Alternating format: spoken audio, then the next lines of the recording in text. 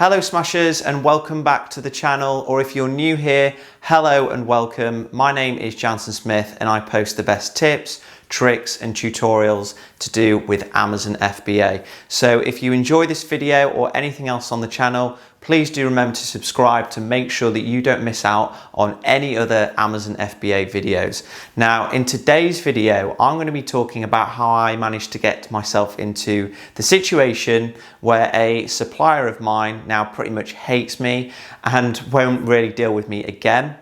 But it's all for a good reason. It all happened for a very good reason. You'll find out in this video exactly what happened, but I'm 99.9% confident that because of my actions, I've saved myself a huge amount of expense and heartache and 1-star reviews. So this video is going to be really important, guys, because it's going to be talking about what kind of red flags might occur when you're talking with a supplier and things that you might need to be aware of to stop yourself from getting ripped off and scammed by a supplier. So let's get straight into the story. Well, about 3 weeks ago now, I was talking to a number of suppliers in relation to my third product that I'm looking to launch on Amazon FBA. So I went onto Alibaba and I messaged like 10 or 15 suppliers and got, say, 5 or 6 responses back. And out of those responses, they were all within the same kind of ballpark pricing figure. But one supplier in particular was about $1 cheaper than all the others. So I thought, oh great, this supplier is a lot cheaper. Let's start discussions with him.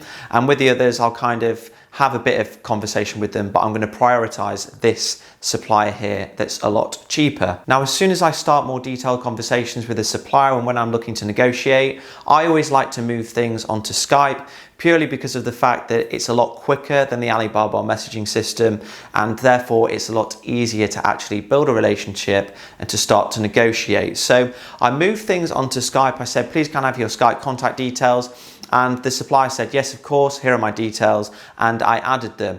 Now, the first red flag that came up, and this might be just me being a bit more anxious than other people, but the first flag that came up was his Skype profile picture. So I'll just put like a snapshot here. You can see that the Skype profile picture, it doesn't really look professional. I wasn't sure if that was actually the guy that I was talking to or not, or if it was just some random picture. But as soon as I saw that, I was kind of thinking, that's a bit strange. I'm not sure what that's all about. Like, I've spoken to probably like 10 or 20 other suppliers on Skype before, and they've never had kind of a jokey picture or a picture like that. So that was the first red flag. But I thought, you know, come on, Jansen, don't be like too dismissive. He's probably, I don't know, maybe a joker or something. So carry on and let's see where we can get with the product. So I started to discuss with him and I said, I'm an experienced seller on Amazon. I know how to market products like this. What price can you give me? What are the terms?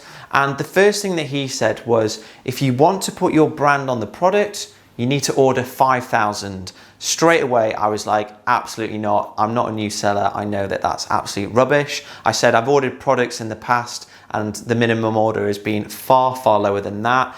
And as soon as I told him I was an experienced seller on Amazon, do you know what he did? He said, oh, okay, I've just spoken to my manager and we can knock down the minimum order quantity to 500. That's 10% of what he was initially saying. So again, that was a little red flag for me. You know, I know that these suppliers sometimes are trying to push their luck, but if they're just flat out trying to rip me off, then I'm just thinking, is it even worth trusting and building a relationship with them in the future? So immediately again, as soon as he did this, I then started talking to some of the other suppliers but that I'd already messaged on Alibaba. But I thought, let's just carry on and just see, you know, if this guy's any good. Maybe he was confused or he's new, who knows. So the next thing that happened was I asked for a sample of the product to be sent to me and everything was progressing well. He said, yep, I can do that. It's going to be $30, which is great because I know that, again, some suppliers like to push their luck with the price of a sample, and some of them will be like, it's $100 or $200. $30 I didn't think was too bad because it did include express shipping. Now, the product eventually arrived and it looked okay and it kind of performed as expected. The product that I was actually ordering was a rechargeable product, but the version that I was sent was just a normal battery powered one. So I raised that with the supplier and he said, I'm really sorry, we didn't have any in stock. So I sent you the battery powered one, which I did think was a bit odd. But then, to be fair to him, he then said, I'm sorry about that, and then sent me another one. Now, when the actual product came, I opened it and I was fairly impressed, and I messaged him and said, yep, I think the quality is quite good there. What can you do in terms of the packaging? Because I wasn't too impressed with it. I like to, when I get a product, I like to have like a gift box and, you know, make it a really good unboxing experience for the customer. And again, this was the next red flag. The guy just didn't have a clue about boxing. He said, what's a gift box? Like, how do you do this? How do you do that? And do you know what I had to do in the end? I had to actually give him my other box suppliers' contact details and then get them to contact him. So after I'd done that, he then came back to me and said, you need to pay a $200 boxing fee for me to get the template set up and something like that. So that again was another red flag.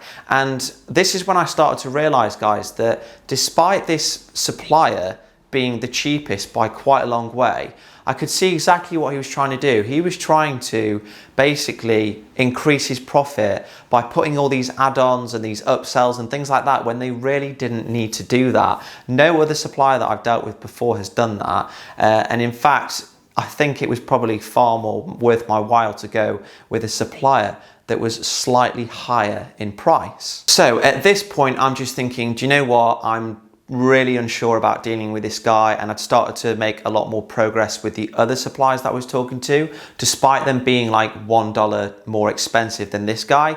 But again, kind of just to humor myself, just to see where it went, I carried on discussions with the first supplier that I was talking to, just to kind of see where we'd end up getting to. So anyway, a few days later, he then magically said he'd got approval to no longer charge me this $200 box fee. And again, I'm just thinking, thank God I'm not actually dealing with this guy anymore, or I'm not going to seriously deal with him, because I just knew that if I did progress with him, there'd probably be all sorts of hidden charges and loads of other things cropping up that would make the product either unprofitable or it would just be really poor quality and result in loads of 1-stars. But that wasn't actually the end of it. A few days later, he messaged me again and said, hi sir, I'm really sorry, but the sample that I sent you, the one with the rechargeable battery, was the wrong sample. And I was like, what on earth do you mean? Like, it looked fine to me. It looked like the one on the website. And he said, no, the battery that was inside is actually different. I sent you a lithium battery when I should have sent you a nickel battery. And to me, I've no idea about rechargeable batteries, but he said, oh, the nickel battery is way better quality and it's much better for your product, blah, blah, blah. So rather than just take him at face value, I looked it up on the internet and I spoke to another supplier of mine that deals with rechargeable batteries, and they both told me that this guy was just chatting absolute rubbish. What in reality I think he was doing is he'd sent me a lithium ion battery model, which is more expensive than the nickel battery model or whatever. So again, he was trying to cut corners and save on money. And at this point, I was just thinking, I am so glad that I'm not dealing with this supplier. Although he's the cheapest by $1, he is just useless, and he just keeps on adding more and more problems on top of it. So for those of you that are unaware, when you sell a product on Amazon that's got a rechargeable battery in it, you will have to go through a process known as a Hazmat review, which means hazardous material review. And that basically comes because the product's being stored in Amazon's warehouse, and Amazon wants to make sure that the battery within the product is safe and it's not going to explode. So as soon as you try and list a product that has a rechargeable battery, it will go into this Hazmat review, and you'll have to submit documents that are provided by the supplier known as a manufacturer's safety data sheet. And that basically just affirms that the battery is safe and it's been tested, and what to do in sort of circumstances where the product might explode for whatever reason.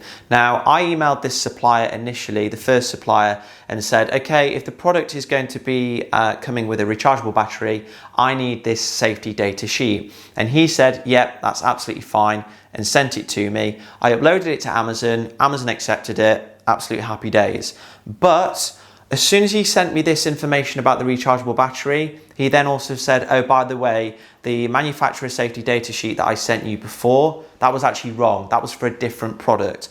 And again, I'm just fuming now because I've created the listing and I've uploaded the information and it's wrong. So I just completely written this guy off at this point, and I was like, I only want to talk to this guy because it's going to make a good YouTube video and I can find out, you know, kind of all the different red flags that these guys say and do, so I can help you guys to make sure that you don't do the same thing. So I then basically stopped replying to this guy now because I'd had enough, and I'd put the order in with the other supplier that was $1 more because they just were so much more professional, and I just knew that they actually had a clue about what they were doing. This guy was just constantly making mistakes, he was changing things, this and that. So anyway, I'm going to show you this message now. He's actually online now, so hopefully he's not going to start sending me hate messages whilst I show you this. But he said to me, what is going on? Why are you not placing an order? We've sent you the sample. We've sent you everything you asked for. We've waived all these fees that you don't need to pay anymore. Why are you not placing an order? So I just replied and said, I don't have approval from Amazon. I cannot sell. And then this is where he went like a bit crazy, and he was like, you have wasted a lot of our energy, money and time. You always like to make excuses. And I was just like, dude, like, do not even start. So rather than just ignore him, I was like, I'm going to tell this guy exactly why I'm not dealing with him and exactly why he was just crap. So I said, sorry, I don't, but anyway, you are not professional enough for me. First of all, you tell me that the minimum order is 5,000 and then you change it. Then you sent me the wrong sample. Then I have to provide you with information to get the right box. So I had to give him my supplier's box details. And then he sent me the wrong instructions and the wrong MSDS. Too many things went wrong. It's just too risky. And guys, I am so glad that I did not go with this guy. And this is exactly why I wanted to film this video, because I want to make it clear to you that you should not always go for the supplier that offers the cheapest price. You need to weigh everything up. So you need to think about things like their communication skills. Are they any good at English? Their level of experience. Do they actually know what they're doing? I don't think this guy had ever even shipped to the UK before, because when he asked for my postcode, I gave it him and he said, that's wrong. A postcode is 6 digits. And I was like, no, that's a zip code. They're completely different. So level of experience as well. This guy didn't even know where to get the right box from or anything like that. I just felt like it was a disaster waiting to happen. Now, although you might think that those issues can be easily resolved and that you can teach the supplier how to do it, I can promise you it is not worth your time. If you get a supplier that just doesn't even know how to speak English and you just kind of are a bit suspicious of them and their motivations, I can promise you that the further down the line you get, the more invested that you get with these guys, the more money it will cost you. I've had it before as well with suppliers where they've suddenly started making up charges, and I've had it as well with students of mine that have messaged me and said, Jansen, does this charge actually make sense? The supplier is now saying that they need to charge me for a cardboard box to put the product into, and they need to charge me to get a freight forwarder to pick it up and all things like that. I promise you, if a product from a supplier is suspiciously much lower than all of the other supplier quotes that you've got, it's going to be way more hassle than it's actually worth. And in addition to that, if you do manage to get a product that's way cheaper without you having to pay all these extra costs, you're just going to get absolute tat. It's going to be a product that falls apart as soon as the customer gets it. What will happen is they'll give you 1-star reviews, they'll complain to Amazon, and all that will happen is that you'll have a load of stock that you just can't shift, or even worse, you'll get your listing suspended by Amazon. So I wanted to make that really clear in this video, guys, that this guy hates me now, but I just don't really care. Like, I found another supplier who is just like blown him out of the water. They were $1 more, so about 70 or 80p more, but they managed to get me the gift box, exactly what I wanted. They got me all the right like compliance documents. They've done my photos for me. So they've done professional renderings and the actual photos of the product. And they've said, look, we want a really long-standing relationship with you. So, you know, we're happy to help you out where possible, but this is the final price. And you know what? I'm more than happy to pay it. So take that in mind, guys, when you're talking to your suppliers, and make sure you think about that when you're getting all your different prices. If you get one that is way lower than the others, do talk to them, but also be thinking in the back of your mind whether it makes sense and whether it's likely that they might end up charging you a bit extra when it actually comes down to ordering. So that's it for this week, guys. Hopefully you have enjoyed this video. If you have, please do remember to subscribe. Otherwise, I will see you next time.